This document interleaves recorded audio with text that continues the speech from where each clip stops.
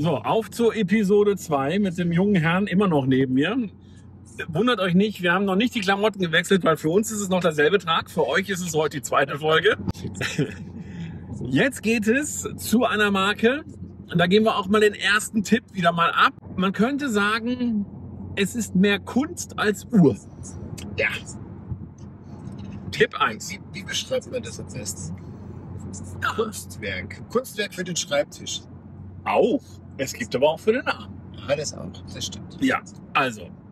Ist für manche Zuschauer dieses Kanals durchaus ist das absolut eine Marke, die ihr schon mal gesehen habt, aber es sind viele Jahre vergangen seitdem.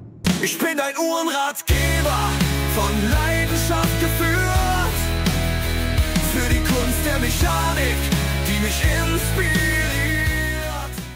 So, der Jupp möchte mir Kenntnisse zeigen. Genau, damit du das auch einmal gesehen hast. Ach, hier ist Tudor direkt. Richtig, hier ist Tudor. Und dahinter, da werden unsere Uhrwerke produziert.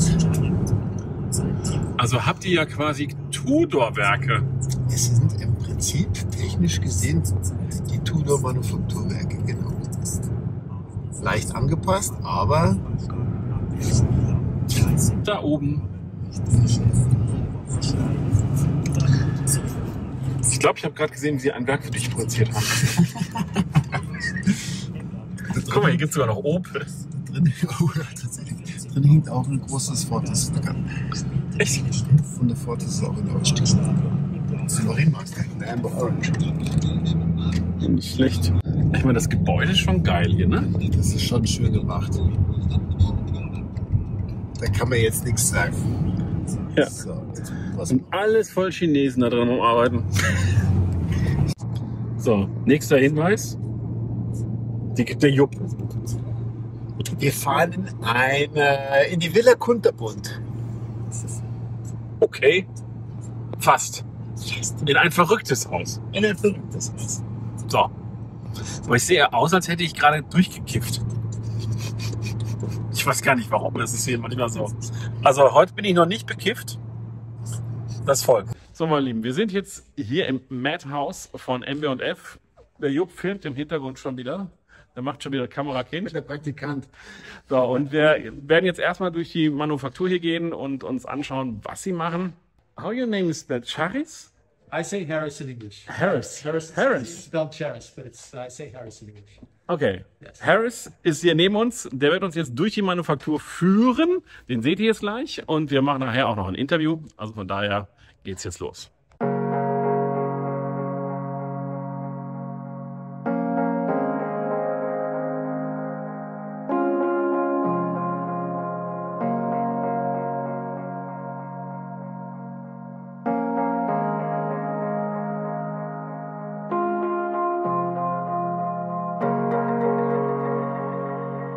Few words. Hello, everyone. My name is Harris, and I am the head of marketing communications here at MB&F. We are at the Madhouse today. The Madhouse is essentially our workshops and a few offices. We'll see that in a second, but a few words about the house itself. We call it the Madhouse. It's more than 100 years old. It's actually built in 1907. It was a personal family villa, which was then transformed into various things, and we took over a few years ago. Transform the place. It's protected by the Swiss Heritage Foundation, which is why you still see a lot of old furnishings, the wood, the ceramic tiles. But yeah, let's go have a look. So, these were the living rooms. These were the living rooms of the house at the time. So we had two nice big living rooms where the family, the couple came in and obviously held the big parties and so on. It's now what we call the methods and laboratory workshops. So not the assembly itself, we'll see the assembly in a second. But this is where we prepare, where we optimize, where we test all our machines to make the assembly process as efficient as possible. That's in a few words how you can find this. this is what I was telling you about before. So this is actually in another workshop not very far from here, but this gives you a glimpse of some of the machining we do. As I said, we do a lot of the cases now, about 3/4 of all our cases. Going from a solid block of titanium or gold or whatever it is, steel, to a finished piece. But also more and more of our movement components, around 15 to 20%. So yeah, that's typical of the workshops. And as I said, this whole department did not exist 15 years ago. I mean, 15 years ago when we were starting, so the company is 20 years old now. We're celebrating our 20th anniversary in 2025. But 15 years ago was, I would say, more artisanal. Now that we have quite a few pieces on the market and so on for the past 20 years, it's important not only to optimize all the processes, but also to document all the processes. So a lot of effort is put into making sure that everything is registered, documented, when we have upgrades to movements and so on, that everything is well known. So 20 years, so you have the first vintage watches out there. if we define 20 as vintage, exactly, yes. Neo-vintage. Neo-vintage. But it's so great atmosphere here to work, or? It's, we saw this place from because yes, it's obviously old, and you'll see a lot of the work we do, the assembly is still very old school. So there is that mix of tradition and the forward-looking designs of MB&F combined into one, which is a nice mix. Absolutely amazing. These are the perpetuals and the flybacks and this watch also and the woods too. That's so cool. Working on this is absolutely fantastic, I think. Yeah. Every day is different and funny. But he understands German. I do, so be careful, yeah. So I do not understand French, so don't worry. Cool. Ist geil. Yeah. Gefällt mir. And then if we move to the assembly workshop, so this is a typical traditional assembly workshop where all of the pieces, as I explained before, are assembled. So after the pieces are designed and conceived and quality checked and so on, the watchmakers here will receive what we call the kits, so the boxes you have with all the necessary components, and they will assemble their watch. Very important to us, one watchmaker, one watch. Mm-hmm. So it's not an assembly line like you see in big brands nowadays. Here, a watchmaker is responsible for the watch they are assembling from the beginning to the end. And it allows us also, when we have clients visiting, we look at their watch, we take the serial number of their watch, and then we introduce the client to their watchmaker. We can tell them, your watch was assembled by X, Y, or Z. What I think is so interesting is that you don't have to be a watch nerd and understand everything that is making the watch work in your movement, yes. But you see the symphony of the parts together, yes. And what they are looking like, and that's so cool. You can stay there, don't knowing what is happening there, but you look at it and just say, wow, that's so beautiful. Absolutely. And this, who designed this? That's used by Nixie tube machine. Nixie. I love it. So this is typical. You may have seen also the big clock we have over there. This is typical of what we have in our galleries. So in parallel to our watchmaking activity, and one of those pieces we brought in 14 years ago here in the gallery in Geneva was an artist from Germany in Berlin called Frank Buchwald, who was making lamps at the time. And then at one point, with a collector friend, we stumbled upon a stock of Cold War era Nixie tubes in a military hangar in Bulgaria. So Soviet style. And like hundreds of these Nixie tubes. And so this collector came to us and said, guys, what can we do with this? I mean, this is amazing. You don't find this kind of stuff so easily. And that's when we hooked up with Frank Buchwald to say, would you be interested with your aesthetic to make a clock, a Nixie clock, not just lamps anymore, and they're accepted, and that's the first prototype. But we love the aesthetic of the Nixie tubes combined with the work of Bouffard, big success in the gallery. Good. So this, by the way, was the dining room. Okay. At the time. Not too bad. This was the little room where they prepared the meal. So passing through here, you see there's a little passageway there. So they would. Yes. Was actually back here. Then they would dress the plates and everything here, and then finally the plates would go to the dining room. Only 396 pieces last year. So I often tell during presentations or whatever that we could put our entire annual production on a table. That's what we did last year, 96 pieces. And to put things in context, because people don't often realize, that annual production of 396 pieces is more or less what a wonderful brand like Patek will make in a day.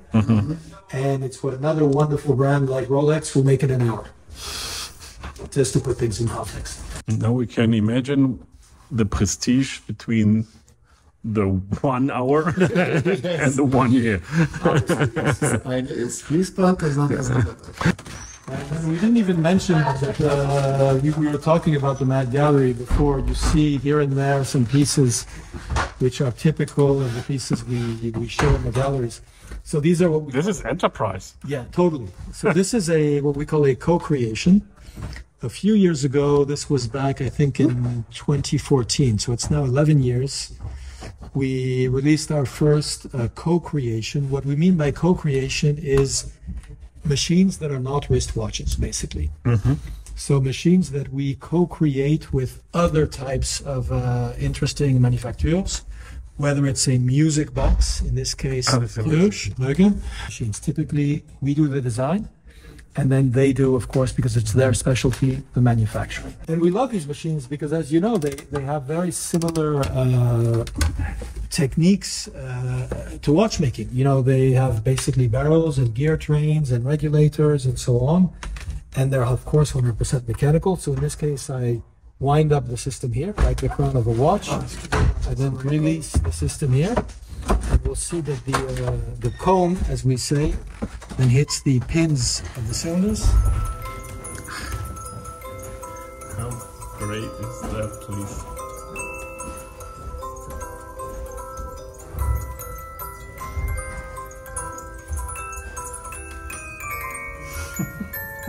So good. And obviously, because we love science fiction, yes, we take inspiration from Star Trek or Star Wars and so on. Cool.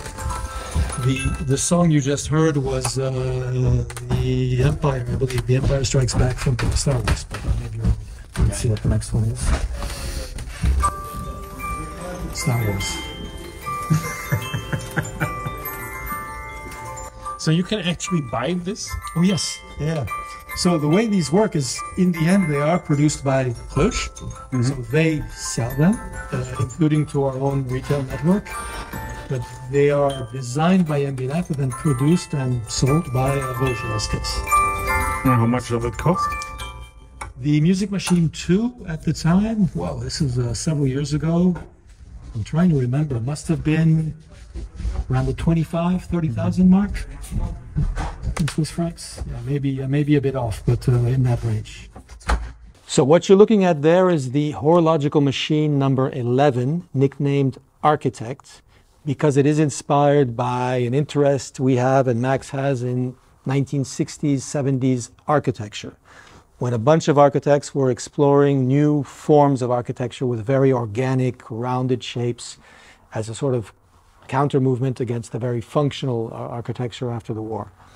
So it's very much space science fiction inspired, but it is like an architect's house with a central section here with a flying 60-second tourbillon, which is like the center of the house. And then just like a house, it has 4 different rooms, 4 different chambers. Again, just like a house, each room has a different function. So in a house, you have a kitchen, a dining room, a living room. Here you have different rooms. The first one, if you look here, if I'm not mistaken, yes, is for the time. So hours and minutes, just like on a standard watch, if I could say so.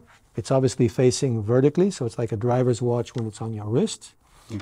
You go to the next room here, that's actually the room showing the energy in the piece, so the power reserve indicator. In a house, you need to know if you have enough electricity, enough energy. At the moment, it's nearly empty, right? Exactly. So on the smallest ball, it will be empty. It's very empty. It is empty, actually. It has something to turn.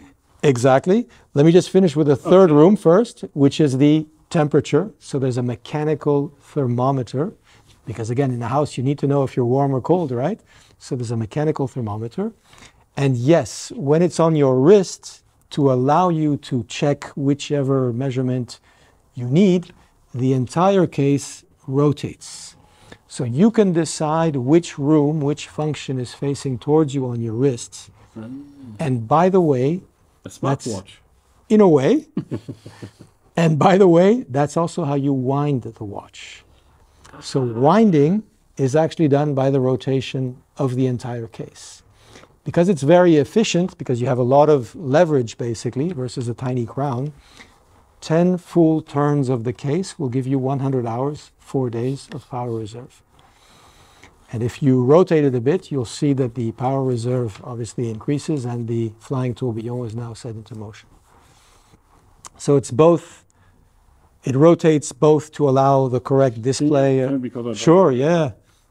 And by the way, it has stops every 45 degrees, so you can decide to wear it either as a plus or as a multiply. That's totally up to you. And again, every click, I'm actually adding power reserve to the movement. When I've done 10 turns, I will have the 4 days of power reserve. No more, that's right. Titanium case, a lot of sapphire crystal. You know how much we love sapphire crystals, so a very unusual sapphire crystal in the shape of a rounded domed cross. Another challenge typically on this piece is the water resistance. So all of our pieces are water resistant. They're not diving watches, of course, but we need the 30 meters of water resistance. It's 17 or 19, I think it's 19 different gaskets to make the piece water resistant. Because you obviously need a gasket for each of the rooms. The crown here, which by the way is for the setting of the time. I told you the winding was through the case, but the time setting is done through this crown. There are also 6 or 7 different gaskets. The fact that the case can rotate is obviously another potential area of water entry, so another few gaskets down below, and so on and so on. So the price on this one, we're just under 200,000 Swiss francs. So I think it's 198 was the retail price before taxes, yes. So yeah, if you want to see the 4 functions again, so that's the time. Yeah. Next one over is the power reserve. Mm-hmm. Then we have the mechanical thermometer, which by the way, you can order either as a centigrade or Fahrenheit version. Ah, cool. And then the last one is the time setting crown, which is actually a see-through crown. Huh? So you see there's some sapphire crystal there as well. I can tell you the after sales guys you saw below, they receive watches in return that are well worn, that have, you know, scars all over them and so on. So really, I think it's mainly because, until recently at least, you know, our pieces, as we were saying before, are not widely recognized by the general public. They're not speculation pieces. Mm-hmm. So people don't buy them to make money. They just buy them because they think they're cool and they want to show them to their collector friends and so on and so on. So this is actually a fun piece, the Serpenti, because it's typical of what we do also at MB&F. Meaning, yes, it's definitely a horological machine again, so very unusual case shape, very unusual design. I don't know how to describe this case shape. It's not round, it's not rectangular, it's just it's a snake head, basically. So it is a reinterpretation of the snake, the Serpenti by Bulgari. But the idea here, together with them, was to make the Serpenti a horological machine, so a very mechanical version of the Serpenti. So you have a lot of typical MB&F features. Of course, the very unusual 3-dimensional case. The flying balance wheel, which we love. You know, the heartbeat of any mechanical watch, right? The absolutely essential element of any mechanical watch, which is in full view there, a bit like the brain of the snake. And then you have the eyes of the snake, which are actually the hours and the minutes. So you see through those little windows to see the rotating domes. So those domes rotate, of course. I can show you over time, sorry, give me a second here. Am I doing the right side? Yes, I am. I never know which side it is for the time setting. There you go. So over time, as the hours and minutes go by, you'll be seeing this basically. So those domes rotate. We've split the winding and the time setting between two different crowns for symmetry. And then, of course, you have inside a traditional, if I can say so, mechanical movement with traditional finishing. Very unusual shape, once again, but in fact, Crazy shape. a mechanical traditional movement. With the chatons, with the Geneva waves, with internal angles, with all the classic features of a nice traditional movement. It's, you know, it's hard to describe because normally I would say, well, this is not the type of watch that I wear. But even at first I saw it in the workshop. Yes. Now I see it here once again, and the more often I see it, It grows on you. It's a great watch. Yes. Even if you look from the front, it looks like really like sports a car? snake is looking Like at a you. snake and a sports car. People say it also looks like a sports car, yes. And that's intentional. So if you look at the rear section here, Sieht so aus mit den, yeah, das wird sich gerade anschauen. it even has the two teeth here of like the snake ready to bite you, which are the lugs, of course, yeah. And then the entire rear section, because the two designers, so Max on our side and Fabrizio on Bulgari's side, love cars. It actually looks like a sports car. like Yeah. Ferrari pack. Exactly, with the flaps and the certain components that look like engine components. That's, yeah, it's not an accident. It was actually injected by Fabrizio and Max in the design. And once again, if you look at this on the wrist, you'll see that it's totally wearable, meaning it's not an impossible to wear watch like some crazy concept watches you see out there. It's more bearable than this. It's actually even more wearable than the HM11, absolutely. I have a small wrist, I mean, and typically, show it like yeah, this. sure. Oh, the other way, yeah. Yeah, it's, Absolutely, yeah. And super comfortable, by the way. Is Please this try a it on. collaboration with Bulgari? Yep. Both companies are selling this watch or only Yes, Bulgari? 50-50. So we made 3 different versions of this. Titanium, which is the one you have here, rose gold, and a stainless steel with black PVD. So 99 pieces in total. can I? Yes, of course. Half of those went through the Bulgari network and half of them through our own network, yeah. And again, I mean, I hope you agree, but on the wrist, it really fits. It's not something that feels uncomfortable or awkward or whatever. Again, the strap needs to be perfectly adjusted. So anyway, that's, 2 examples of the horological machines. And then, of course, we have the legacy machines, which we actually added later in our life. So we started MB&F with the horological machines. The first 4 of them, HM1, 2, 3, and 4, were crazy horological machines. And only later did we arrive with the first legacy machine, which was 2011. So the idea with the legacy machines was to say, okay, this is contemporary inspiration, pop culture, sports cars, architecture, whatever. Here was something more focused on watchmaking.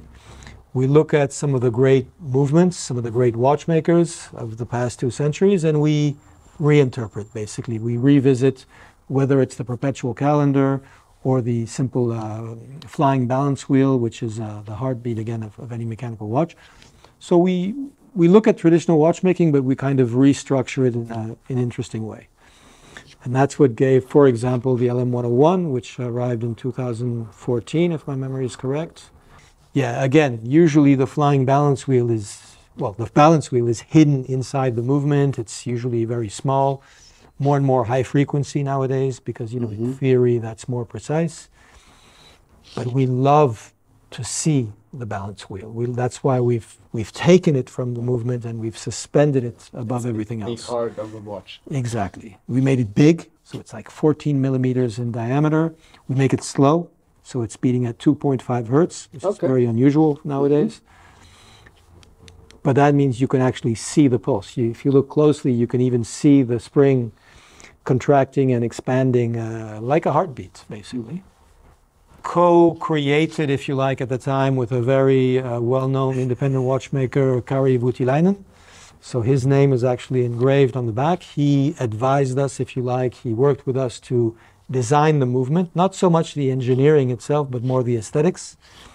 So, you know, how the bridges should look if we really want to make a classic-looking watch, the finishing specifications and so on.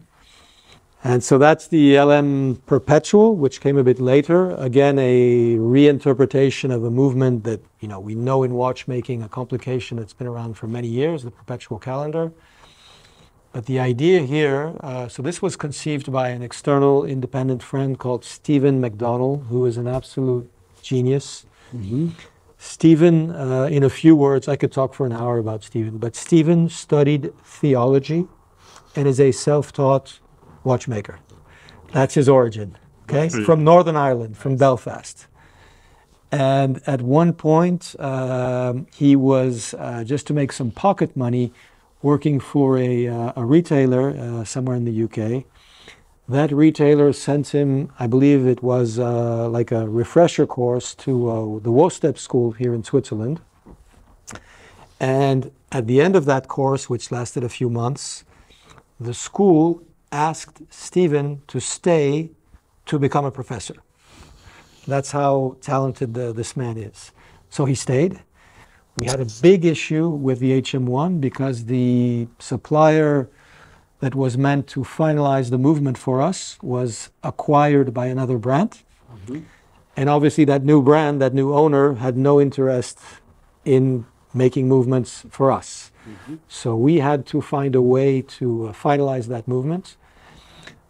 Peter Speak, who was one of the guys working on the movement with us, assembled a team of friends, basically, to help us. And one of those friends was Stephen McDonnell at WOSTEP. And so Stephen accepted to play a leading role on that. He helped us finalize HM1.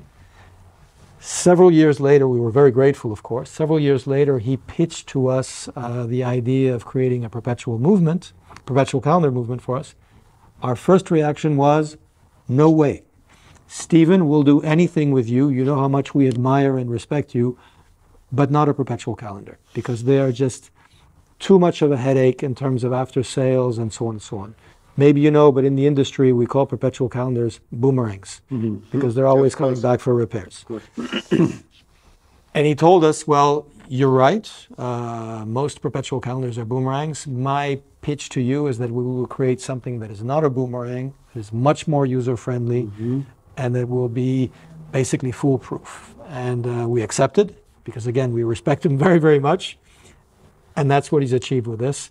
That's why it won the Best Calendar Watch Prize at the GPHG a few years ago. Again, a bestseller for us because it's, well, in my view, I hope you agree, a beautiful machine, but also super practical. If it has stopped, you know, most collectors have many watches. If it has stopped for a few weeks, few months, whatever, and you want to wear it again, in a few clicks of the buttons, you put the perpetual calendar back on track. If you've gone too far, not a problem, just a few extra clicks. It's very easy to adjust. Can you show this? Absolutely. Because so basically, what you have here, so the different counters, of course, each has its dedicated pusher. So if I'm in a situation where, for example, I just need to adjust the day of the week here, I can do that by pressing this pusher. It's just hard enough. And by the way, if the movement is in a situation like now at 11:30, where you should not make any adjustments, it has like a self-protection mode. So it disactivates any pushers, which is usually how you break the perpetual calendar. Cool. So I exit this dangerous zone. Here, for example, let me push the crown back in. And now, as I said, I can basically make any adjustments, for example, to the day of the week, which I'm doing now, or to the month down below. So you see we've stopped the watch for a few months, I can do that. Again, here for the leap year cycle indicator, so you see the 4 little dots there down below, I can shift to put it on the correct cycle of the 4 years. And last but not least, the day of the month, which by the way has an additional function. This one, this pusher makes the entire calendar move forward. So typically if your watch has stopped just 3 days, you would just press 3 times here and all the dimensions of the calendar move forward. Cool. If you want a more radical adjustment, meaning several months or whatever, then you would first adjust the day of the week, the month, and so on, and finally adjust the day. So again, in a few seconds, typically maybe a minute, you're back on track with your full perpetual calendar. Not the case of a conventional perpetual calendar, which can be an absolute nightmare to set. And as you saw, self-protection mode. So even if you forget that when the calendar is adjusting, typically around midnight, right? You forget to deactivate it, not a problem. It will know that and will not allow you to basically force the gears. 80 meters of water resistance, so you can go swimming. I insist, I know it sounds crazy, but we do this. If you look at the launch video we did for these pieces, This is we actually for went the swimming. Majorca beach. Exactly, holidays. exactly, yes. Respect. Everyday watch? Das finde ich, yeah, this would be one I would wear. Yes. Yeah. Fucking awesome. Yes. Thank you. Price? Thank you for the compliment. Prices. Price on the LM Perpetual, depending on the model, is around, let me get this right, I believe between 138 and 168,000 Swiss, depending on titanium, rose gold, steel, and so on, yes. I just want to thank you so much Oh, for your please, my time, pleasure. for your absolutely fantastic watches. Thank you. And the presentation. We both fell in love Okay, once again, so absolutely great. Thank my you so pleasure, much. really. Thank you very much. So, ihr Lieben, ich bin wieder mal im Hotel angekommen. Wahnsinn heute. 2 Top-Marken gesehen, macht mega Spaß. Ich bin wieder mal so richtig gehypt, weil Uhren sind doch absolut die Leidenschaft, die, ja, der Jupp und ich hier, ja, wieder mal, oder wo wir wieder mal erkennen konnten, dass das unsere absolute Leidenschaft ist. Jupp war begeistert, ich war begeistert und man merkt, in uns stecken einfach Uhren-Nerds und ja, ich glaube auch, das ist so ein bisschen der Charme hier dieser Staffel. Nahtlos sozusagen, für euch wahrscheinlich eine Woche später jetzt. Machst du das, bist du Stopp oder bist du nahtlos? Nö, ich mache nahtlos, ich kann das cutten. So, also für euch nahtlos nicht, für uns nahtlos, immer noch am gleichen Bein nippend. Also, Ich habe immer noch das gleiche getrunken. schrecklich. Kommen wir zum Fazit zum Après-Watch von MB&F. Ja. Und das tut mir jetzt ein bisschen für Zenit leid, Ja, weil du dich verliebt hast. weil das der absolute Oberhammer war. Ja. Ich kann mir nicht vorstellen, dass man da noch mithalten kann. Also da irgendwie die beste Marke der Welt. Warum siehst du das so wegen der Fertigung, was sie machen? Weil die Fertigungstiefe ist ja jetzt nicht so tief wie zum Beispiel bei Zenit. Das ist richtig. Die Fertigungstiefe ist nicht so tief, aber das ist mir persönlich auch gar nicht so wahnsinnig wichtig. Für mich zählt eigentlich der Gedanke und die Idee dahinter und eigentlich am allermeisten dieser familiäre Gedanke innerhalb der Firma. Wir haben keine Fotos gemacht auf der Wand. Also vergessen wir nur zurück. Ja, das haben wir auch nicht mehr Zeit. Also das ist so diese so freundliche, freundschaftliche, familiäre Empfang. Ich meine, das Vorbehaltslos. vorbehaltslos, locker, leger.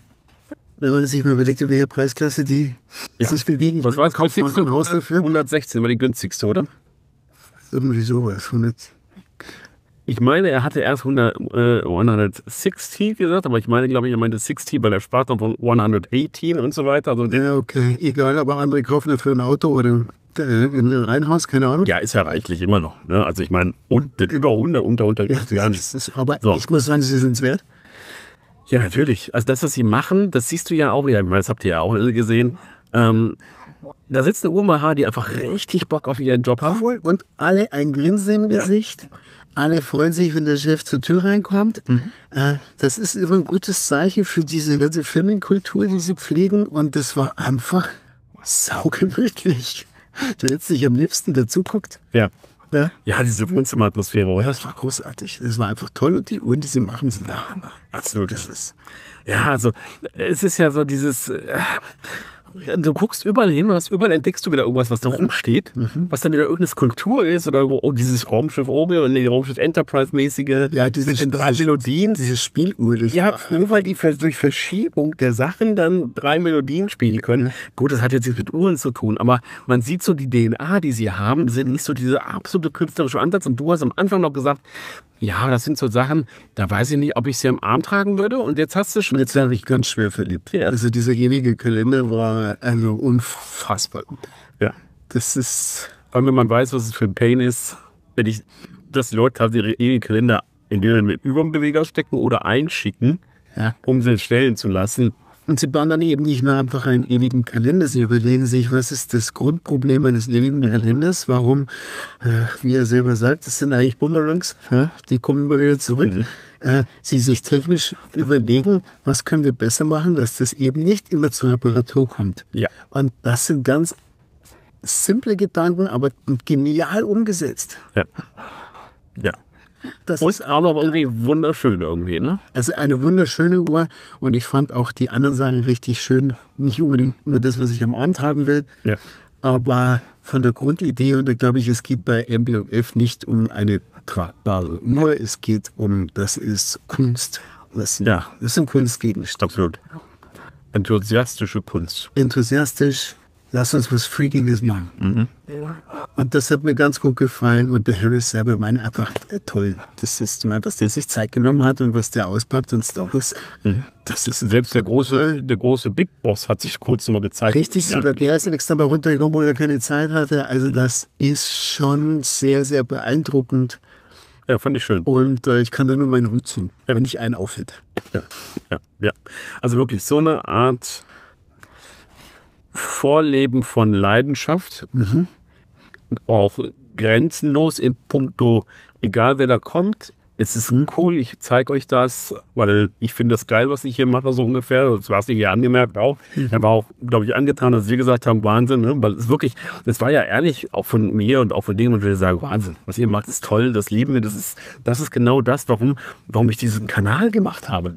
Solche Sachen. Und auch ich kann jetzt nicht hingehen und mir eine 160, 200.000 Euro oder sonst was leisten, mal eben, die allerwenigsten. So, und trotzdem kann ich das absolut feiern, weil ich denke, wow, da überlege ich schon, ob man nicht so alle Uhren, die man hat, irgendwie wegkickt und dann sich so ein Piece holt, weil der Überlegung wert, ja.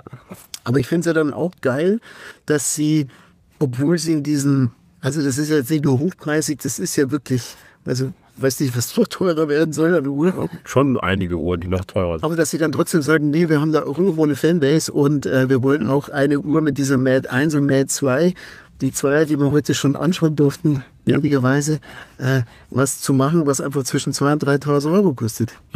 Das ist einfach, geil, das ist eine coole Einstellung. Ja. Und da ist das hingerissen. Da ist dann nur ein Standarduhrwerk drin, egal, aber das, was sie drumherum und dieses Uhrwerk bauen, ist schon wieder State of the Art. Ja. Das ist geil. Der hat einfach Bock, geil über uns. Das kann man als Fazit gleich sagen. Das kann man so sagen. Und jetzt sind wir gespannt, was noch folgt. So, wir haben für heute Feierabend. Richtig. Ich bestelle jetzt den zweiten. Ich nehme mich ja zurück. Ich bin ja genügsam geworden. Bis dann ja referenziert. Ja. Auf jeden Fall, Daumen hoch fürs Video, abonniert den Kanal und wir sehen uns beim nächsten Video. Ciao. Die Zeit ist ein Schatz, der uns nie ganz gehört.